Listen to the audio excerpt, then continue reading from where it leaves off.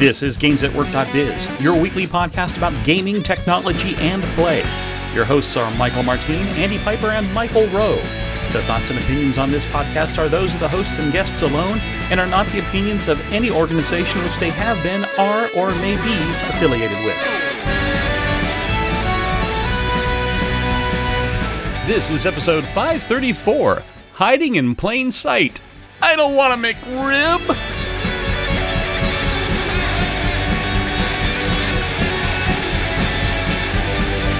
Good morning, good evening, good afternoon. Michael Rowe here on Friday. It's cold, it's kind of dreary, and I get to talk tech and have fun with two of my favorite people, Andy and Michael. Andy, how are you?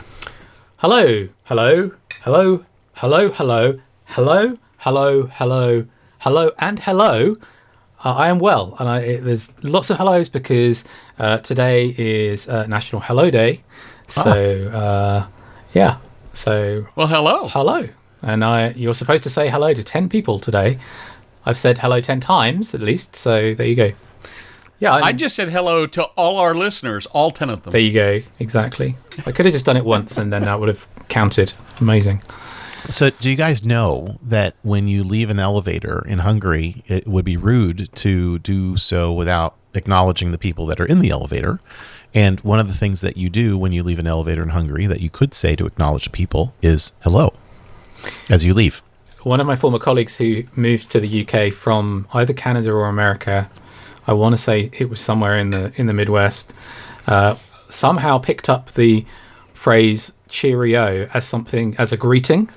So she would come into the office and say, it's a breakfast cereal. Say cheerio, and we'd all be like, are you off somewhere? What's going on here? So, anyway, apparently we have a podcast about gaming technology and play and stuff and this is play. Things. So yeah. Well, and it's all about what people are used to, right? Because if people are used to something, they become accustomed to it, and then when something is a little strange, like someone walking in and saying cheerio, or someone leaving and saying hello, that's when your brain goes, that's a little bit out of the ordinary. But if it is ordinary, then you don't. Then you don't think about it. Right. That's a very good point. I just realized though that I didn't, because I got so excited about saying hello, I didn't say hello to Michael Martin, whose voice you also heard before we kick off the show fully, which we're just doing. But you're not saying goodbye. You're saying hello, as in like a greeting. Yeah. Right. Okay. Good. Thank you. Aloha. Yeah. Which is both hello and goodbye. Which is sort of the Hungarian version of Szia, S-Z-I-A, which is both hello and goodbye. So yeah, it's an aloha kind of statement too. So now that we've gotten our greetings out of the way, let's talk about an intriguing theft and how some of the things that happened in this theft are indicative of what goes on with training large or small AI models. So this Ars Technica article that came around last week talked about how did the theft actually happen and how there are similarities between AI systems and training AI systems that can be gleaned from something like this. And we've been making some points here already about when something is deemed to be normal, ordinary, it becomes something that nobody pays any attention to at all. And the thieves in this particular example were walking around wearing these high visibility vests, which when you think about it, it's like, oh, those people are therefore, that makes them invisible because those people should be there. It is like having a badge or a uniform, and you tend to ignore them because whatever it is that they're doing, if they're doing electrical repair or a facade, improvements, you're like, okay, well, they should be there, of course, right? And they're on a lift outside of the Louvre. So not lift as in elevator lift, but lift as in, outside. And they should be there. So I love this because this is a great example of when you're working with AI systems and you're thinking about the training data that you're doing, whether it's fine tuning or otherwise, what is normal and what is abnormal helps the system then to determine if there's something that needs to have a special attention paid to it. I love that. This goes all the way back to one of my favorite books on artificial intelligence from, I actually went and got it. I think it's 2006, maybe 2005. 2004. Ooh. Called On Intelligence by Jeff Hawkins, the guy who designed the original Palm Pilot graffiti language. And basically, one of the brilliant conclusions he comes in here is how the brain works, and the fact that the brain works as an exception processing based prediction system. And so when you think about you're stepping off of a curb and you misstep, how fast you react to that, faster than the electrical signal can go from your foot to your brain and trigger the muscle and go back down. And it's all about when you expect certain things, you don't have to think about them anymore, which is exactly then what leads to the way models eventually were developed to do predictive models and LLMs and other intelligence systems. So I always found this just to be a really great book. I remember reading it, I think in 2006 is when I read it, so it had been about a year and a half old when it came out. But it really changes your perception on how artificial intelligence could have worked back when it was predicted back then and how it's actually working today with LLMs. Interesting. And it makes some perfect sense, too, because walking is really controlled falling, as we know from all the robotics examples. So the fact that your brain, it's not your brain that's reacting, it's your autonomic system, and it's helping you catch your step, if you will, before you fall, because you don't have the time for that signal to go all the way up and all the way down to your feet again, right? Yeah, exactly. Yeah. Andy, you're about to say something, too, I saw. I was going to say a couple of things, but I think the conversation went off in a far more interesting direction. I was thinking when I saw this article just simply about sort of magician's sleight of hand in that sense of, what you thought you saw. And, of course, that is what you thought you saw. You thought you saw some people in high-vis jackets doing something completely legitimate in that case. So it's a similar idea to that. The other thing I was going to just comment on very quickly is the fact that the article uses this phrase, and I'm scrolling back to find it, the mirror, where's it gone? Yes, a sociological view of AI treats algorithms as mirrors. They reflect back our social categories and hierarchies, which of course is exactly what we've just been describing again. So it depends on what's being described and what the pattern is. If you recognize the pattern, if it's not something that you've seen before, then that's fine. But I just thought that I found that way of describing it very compelling. There's a reference in Jeff Hawkins' book of what are called mirror neurons, which are things that have been observed to fire before the event actually occurs based off of the anticipation of the event. And so to tie back to your comment, Andy, I think that's kind of the same concept, but with reality, right? Not just an expected event, but an actual event that you normally expect to see. That is super cool. And there's a deep tunnel on quantum mechanics that we could go down there too in terms of time travel and anticipating events before they happen. But the piece that I was going to drop in here too is that there's a concept of something called a ghillie suit. And a ghillie suit is a way of how you might camouflage your appearance, because the human shape is very recognizable because of the angles right between your arms and your torso and between your legs and so on. So disguising that allows for the brain not to process that is a human, that you kind of look like a shrub because of the materials that are used in such a ghillie suit. And they could be done in a jungle form or in the winter form and stuff like that. A shrubbery? A shrubbery, yes, exactly. Yes. You could bring somebody one even. And if you want a ghillie suit, you can chop buy down the them. largest tree in the forest with a herring. So how do you hide in plain sight? Whether you're looking to hide data, whether you're looking to hide, a person, whether you're looking to hide an action, these are really intriguing concepts that come out of the article, and what's going to happen in machine learning, in vision, and many, many more things too, because it'll be easy to wind up tricking an environment. Like, remember, guys, when we talked about the cars, the autonomous cars, and people would put like a cone, an orange cone on the hood of the car, and the car would stop because it's like, oh, there's a cone there, can't drive over that. And the cone would be just on the hood of the car. It's no threat to the car, but the camera saw a cone and said, oh, I can't move now. Right? So fun stuff here around this article. But let's move on to interesting crafting kind of thing. And there is an example of a Bluetooth-powered die, or multiple dice, right?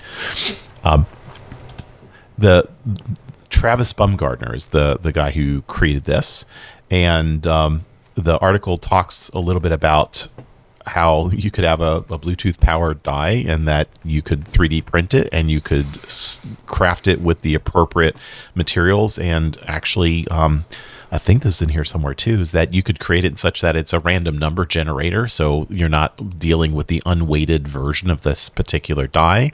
It'll just grant you a number from 1 to 6 or 1 to 20 or whatever it might be as you throw it on the table and deliver it to your screen. How about that? I mean, I love it. And I assume that you would love it. But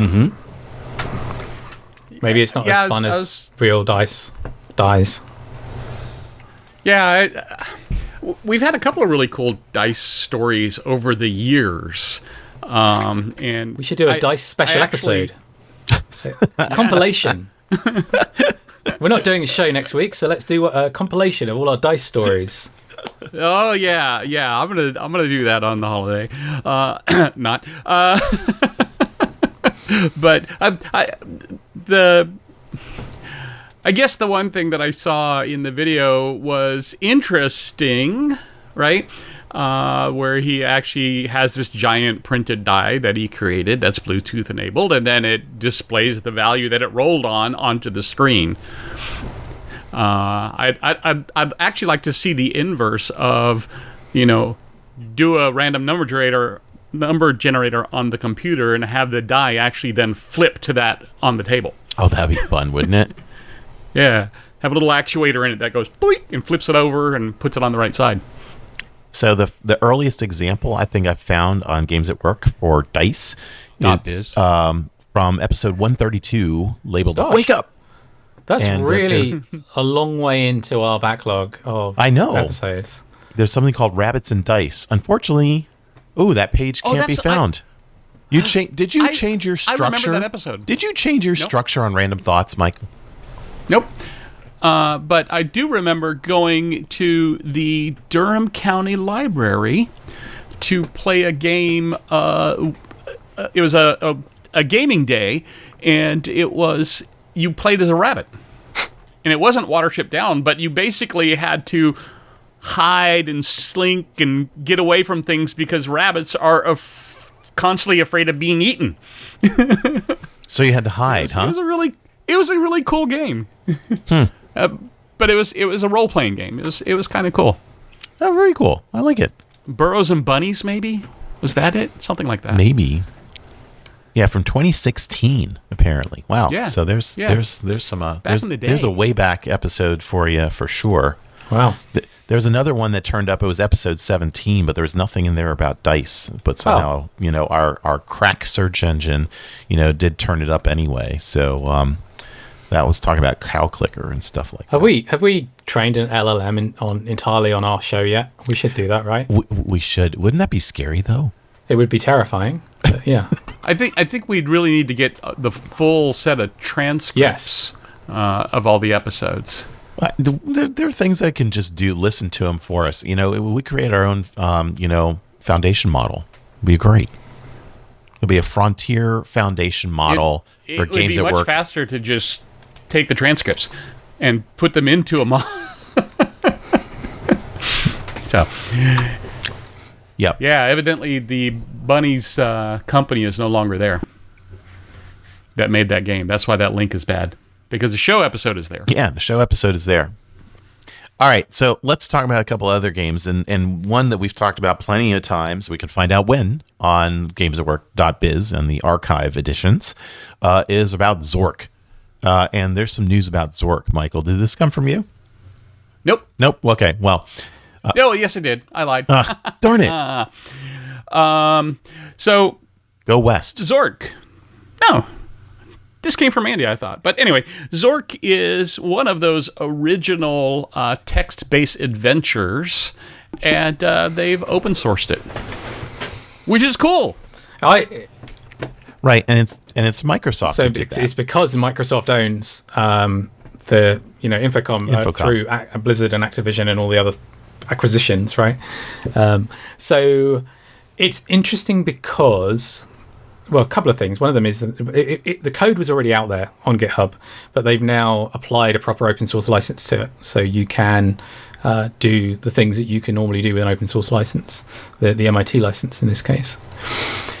But the other thing with these particular games, these Infocom games, is that they use this thing called the Z machine or Z machine, which is kind of a virtual machine that was built for these adventure games. And so Hitchhiker's Guide and various other famous text-based games of that era were all based on this same interpreter, this same engine or virtual machine. And these days, there are a number of different implementations of that you can take the original source code for these games and rerun them. I, not so long ago, actually had a play with trying to use a Python implementation of the Z machine to create a desktop version of a Zork kind of game where you could click buttons and do things rather than just having to type all the commands and things like that. But yeah, it's quite interesting. They've done Zork 1, 2, and 3. There are other games on the I think it's called is it Historical Games or something on GitHub, where they've got the code, and they've in the last 2 or 3 weeks they've applied these licenses and announced that these 3 are under the MIT license. So it's exciting from the background of wanting to preserve these things. Yes. Very cool. And just looking here too in the archives, episode 78, the show is already in progress, is the first Zork Adventures on iPad reference that I was able to find too. So, like I said, this is kind of a ways away. This is the way back episode. Yeah. Remember those software? Yeah, there's a bunch. So cool stuff. And nice that it's available in the open source fashion. So I guess there'll be opportunities to remix then. Well, absolutely. Too, right? That's the point. So if you go and look in the historical source GitHub organization, it's actually not a Microsoft organization. It's a collection of source code files, historical source code files for people's education that you can go and have a look through. Some of them are Infocom games, and in the case of these 3, they've now sort of formally blessed them as open source and provided the MIT license, so you can do things with them. There are other repositories there that for other games and other software that you can look at, but it's not necessarily under a license that permits you to do things other than learn from them. And in the exchange back and forth on the comments, there is funny how one person explains an MIT license to say do what you want, but it's not our fault kind of license. So I like that. It's simple, license. Makes it easy, right? That's my driver's license. No need to fork Zork when you can uncork Zork straight from the Zork source. Great stuff. Okay, so we have one more game here that Michael, I think, caught your attention from a Kotaku article, which is a VR game featuring the superhero Deadpool. Yeah, this is really great, and I figured, Andy, you have the Quest 3, I think 2. So maybe you can't play this because it's only Quest 3 and 3S. But what I found really funny about it is, one, Deadpool was one of those Marvel comics that I was never really into, but I enjoyed the first movie and the third movie. The second movie, not so much. And instead of using, I'm going blank on the actor's name who did it. Ryan Reynolds. They're using, sorry? Ryan Reynolds. You got it, Ryan Reynolds. That's correct. They're using Neil Patrick Harris, which made me immediately go back and look at Dr. Horrible's sing-along blog because he sounds like Dr. Horrible, not like Deadpool to me. So if you've never watched Dr. Horrible's sing-along blog, I highly recommend that. You can find that online in various places.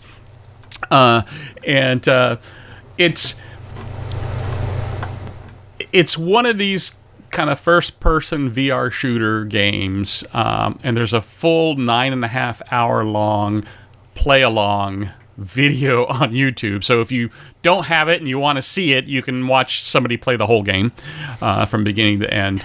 And is it fantastic? Not really. Is it horrible? No, not really. If you're a Deadpool fan, you'll probably like it. If you're not, you probably won't. But I like to see what people are trying to do with bringing games into VR in a way that's engaging. The other interesting thing about this one is the storyline actually is a callback to an X-Men cartoon from the 90s where the X-Men get captured onto a planet that's a giant TV game show, and the game show master is forcing them to go off and fight all these baddies in a big arena. And so that is the storyline. And I had watched the original 90s X-Men TV show when it was on back in the day, and rewatched it over the last few years on streaming, and it's definitely a story of its error. It is just weird, freaky, and Deadpool fits in it perfectly. Any interesting VR games that you're playing, Andy? Not for a while, I have to say. I keep meaning to go back to the Quest and have a look at things. I'm excited we still about need the Demio game. Yeah, we need to do some more of that. And there's the is it? Am I misremembering? No, I am misremembering. I was about to say something to do with Warhammer, but because I was thinking they were doing a Demio one of that, but I don't think that's what I was thinking of. I think I'm thinking of there's a Vampire Survivors, which is also now in VR, bizarrely. But there's a Vampire Survivors version with Warhammer crossover coming next year, which I'm quite excited about. Which is a totally different thing. That'll be on the Steam Deck in my case, or something else. But yeah, Vampire Warhammer crossover. Well, I mean, it's not it's the game engine or the gameplay of Vampire Survivors. So rather than so it's all going to be Warhammer licensed content rather than Vampire Survivors. I mean, they've already done like a load of DLC for Vampire Survivors where you can play it on a level which is the same as brain blank. Among Us, right? So the little space people hiding in the enemy in the spaceship. They did a ton of those kind of crossover DLCs in the last 6 months, and then next year they're doing a full-on deal with Games Workshop, I think, to do licensed content. So awesome, or a licensed game. So Michael, what games are you playing lately? And lately can be within the last year, because I know things are crazy. Yeah, no, things are crazy. I was just smiling and enjoying the very Harold and Kumar Christmas, which is where Neil Patrick Harris is, and that's a 3D movie. So it's kind of gets you into that VR kind of experience too. And I haven't seen that film in a while, but it's getting to be that time of year where you can watch Christmas movies like that. It's R-rated, so be careful, friends. Yeah, my Christmas movie that I'll have to watch soon is Rare Exports, which is a Christmas horror flick that's really cool. And wasn't he? He was Doogie Howser too, wasn't he? Yeah, yes, he was. He was indeed. Yeah. Oh, MD. yeah. That was right, because he was. Oh gosh, what was it? There was a film called Starship Troopers, and this is one of the very few movies that I think I ever was like, I don't know. It was a kind of a terrible movie, but he was like Doogie Howser in a like trench coat. Well, of course, his most famous role was as the Celestial Toymaker on Doctor Who, but the rest of it is just other things he's done. But he most famously caused the 14th Doctor to regenerate into the 15th Doctor, as we all remember. Yeah, my wife gave me. Because I guess my daughter didn't want it, and I can't understand why, an ugly Christmas sweater from Doctor Who. So it's got all these great TARDISes and stuff like that on, and some Daleks. And sounds like the best one. I think it's great. It's like, are you kidding me? Of course I'm going to take this. And so I'm planning on wearing that to. There's a Christmas sing along that's going to happen in a couple of weeks, where it's called Pop-Up Chorus. So that's kind of a game, I guess, a little bit, because I don't sing that well, and that's okay. You just take a demodulator with you, and a ring modulator, not demodulator, ring modulator with you, and sing as a Dalek. It'll be fine. Oh, see, that would be great, wouldn't it? I love that. A little voice changer. I'll sound like Cher or a Dalek. It could be either one, really. Could be, right? Yeah. So those are my entertainment options here for the near term, getting into the season, if you will. So. And the season starts with our first planned miss of an episode next week, which is in the U.S. Our Thanksgiving holiday, extended weekend. So. That's just a show note for our listeners that there will not be a show coming out for the listeners. On, what is that, December 1st? For the regular weekly listeners. Yes. Who will not be expecting a gap in the schedule. Well, they may now be expecting a gap in the schedule because we've taught them to have gaps in the schedule. We've at least told them. They shouldn't. We told them 10 times, right? All 10 of them. Hello, hello, hello, hello, hello, Exactly. hello, hello, hello, hello. Well, and I do actually get told when we miss something. So for those of you who do that, thank you very much. I do appreciate you telling me that. All right, well, guys, let's go ahead and call it, if you will, our Thanksgiving pre-episode. And we'll be back again in a couple of weeks. And we would love to hear games that you're playing, ways of using game and game technology at work. Drop us a line, send us a link. We're all excited and happy to explore all of those various games at work. And I guess from here, would it be appropriate at this point, Andy, to say a proper British farewell? Yeah, okay. Cheerio. Cheerio, everyone. You've been listening to GamesAtWork.biz, the podcast about gaming technology and play. We are part of the Blueberry Podcasting Network, and would like to thank the band Random Encounters for their song, Big Blue. You can follow us at our website at GamesAtWork.biz.